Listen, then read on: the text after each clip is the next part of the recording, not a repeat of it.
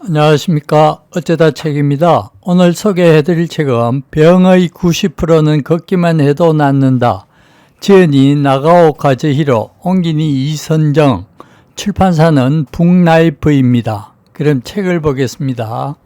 우울증은 걸으면 개선된다. 우울증이란 뇌의 세로토닌 또는 노르아드레날린이라는 호르몬이 부족한 상태인데, 그러면 이 호르몬들이 증가하기 때문이다. 그러므로 하루에 5분이라도 좋으니 일단 걸어야 한다.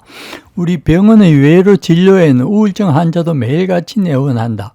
그때마다 꼭 걸으세요.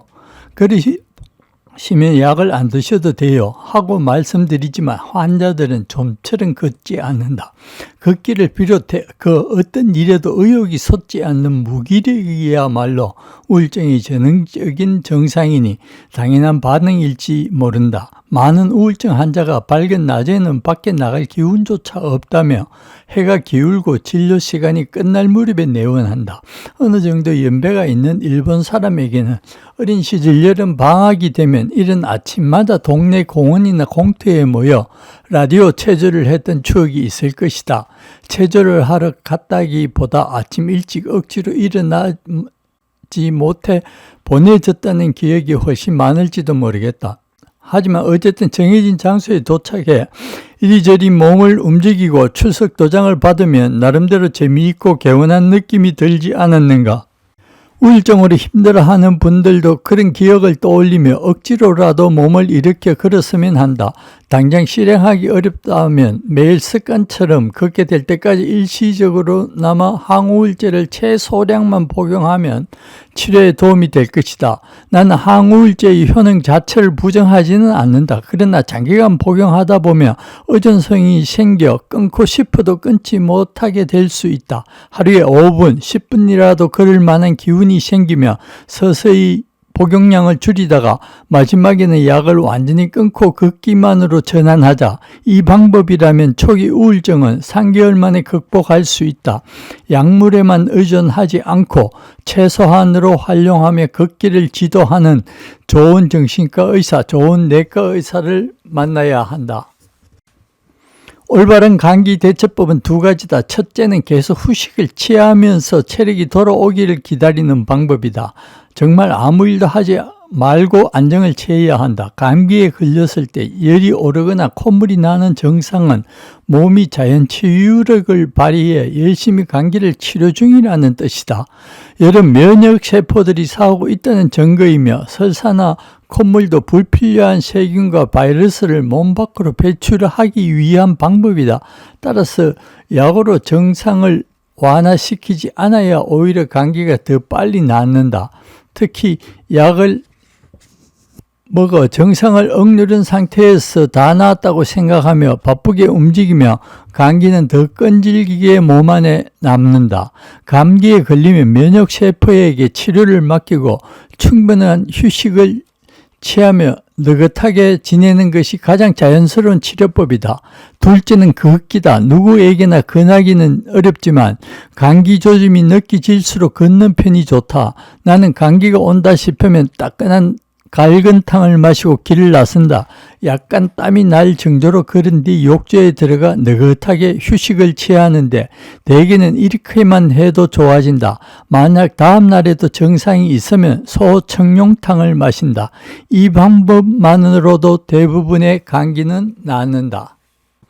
걷기에는 돈이 들지 않는다. 필요한 비용이 있다면 운동화를 구입하거나 번거로운 짐을 들기 위한 물품 보관함 사용 정도다. 그 정도만 투자하면 무한한 효과를 기대할 수 있다. 그러나 그 중에는 무엇이든 돈으로 사려는 사람이 많다. 무조건 고가의 물건을 동경하는 경향도 있다. 환자의 이야기를 들어보면 건강식품이나 건강보조제 구입을 위해 한 달 평균 1, 2만 엔을 사용한다고 한다. 비쌀수록 효과를 약속한다고 믿기 때문일까? 노후의 행복조차 돈으로 사겠다고 생각할 정도다. 거금을 들여 실버타운에 입주하면 행복이 보장된다고 말이다. 그러나 돈으로 행복을 살 수는 없다. 외식이나 식재료는 가격과 품질이 어느 정도 일치할지 모른다. 하지만 특히 건강에 관해서는 돈이 한 푼도 들지 않는 걷기만큼 결과를 약속하는 비결은 없다. 건강은 돈으로 살 수 없지만 돈 없이도 손에 넣을 수 있다. 환자에게 걷기를 권하면 저는 매일 자전거를 타요. 자전거는 안 되나요? 라는 말을 자주 듣는다. 물론 바깥 출입을 전혀 하지 않으며 꼼짝도 않는 것보다는 나을 것이다. 하지만 자전거와 걷기는 전혀 다르다. 운동할 때 몸에 중력이라는 부하를 주는 것이 중요하다. 그러면 다리의 뼈와 근육에 중력이 작용하는 반면 자전거를 타면 거의 작용하지 않는다. 걷기는 전신 운동이지만 자전거는 하반신 운동이 중심이다.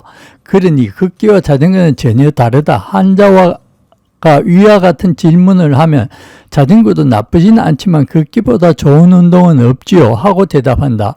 걷기를 권하면 그럼 내일부터 뛰어야겠어요 라고 답하는 환자도 있다. 뛰라는 말은 한마디도 하지 않았는데 말이다. 자전거와 마찬가지로 달리기도 걷기와 전혀 다르다. 조깅에 익숙한 사람이라면 문제가 없지만 평소에 거의 움직이지 않던 사람이 갑자기 뛰는 일은 절대 삼가야 한다. 걷기와 달리기는 어떻게 다를까? 걷는 동안에는 한쪽 다리가 반드시 땅에 닿아 있다. 반면 뛸 때는 양쪽 다리가 땅에서 떨어져 공중에 떠 있는 순간이 있다. 그 때문에 착지할 때는 한쪽 다리의 체중보다 약 3배나 큰 무게가 실린다. 조깅을 하면 무릎이 상하기 쉬운 이유다. 그러면 극적으로 머리가 좋아진다. 여기에는 간접적인 이유와 직접적인 이유가 있다. 먼저 간접적인 이유를 살펴보자. 뇌 기능이 떨어지는 가장 큰 원인은 뇌에 도달하는 산소를 받아들이는 양이 줄기 때문이다. 호흡을 통해 들이마신 산소는 혈액을 타고 뇌를 비롯한 온몸으로 공급된다. 이때 뇌에 도달하는 산소의 양을 늘리기 위해서는 체내에 들어오는 산소를 빨아들이는 힘을 키우는 방법과 혈액순환을 촉진시키는 방법이 있다. 최대 산소 섭취량은 약 1분 동안 최대한으로 섭취할 수 있는 산소의 양을 가리키는데 흉곽이 클수록 섭취량도 높아진다. 나이도 영향을 미쳐서 일반적으로는 20세 전후에 최고에 달하고 그 이후에는 점점 감소한다고 알려져 있다. 그러나 안심하시기를 유산소 운동을 하면 최대 산소 섭취량을 끌어올릴 수 있다. 물론 아무리 노력해도 35세 무렵이 최대지만 유산소 운동을 하는 사람과 하지 않는 사람은 당연히 차이가 있다. 걷기가 습관화된 사람은 산소를 들이마시는 힘이 좋아지므로 뇌에 도달하는 산소가 늘어나 뇌의 노화를 늦출 수 있다. 혈액순환 역시 그러면 좋아진다. 신선한 산소를 먹으면 혈액은 심장에서 출발해 동맥을 타고 온몸 구석구석을 여행한 다음 정맥을 타고 노폐물 등을 회수하며 심장으로 돌아온다. 그런데 심장에서 가장 멀리 떨어진 다리에서 심장으로 돌아오려면 중력을 거슬러야 한다. 이때 혈액이 다시 돌아가도록 돕는 것이 근육이다. 특히 제2의 심장이라 불리는 종아리 근육은 수축과 팽창을 통해 펌프 역할을 하며 혈액순환을 돕는다. 그럴 때는 종아리를 사용하므로 다리에서 심장까지 혈액이 밀려 올라가 혈액순환이 좋아진다. 네, 오늘은 병의 90%는 걷는 것만으로 낫는다를 보았습니다. 도움이 되셨다면 구독과 좋아요 부탁드립니다. 감사합니다.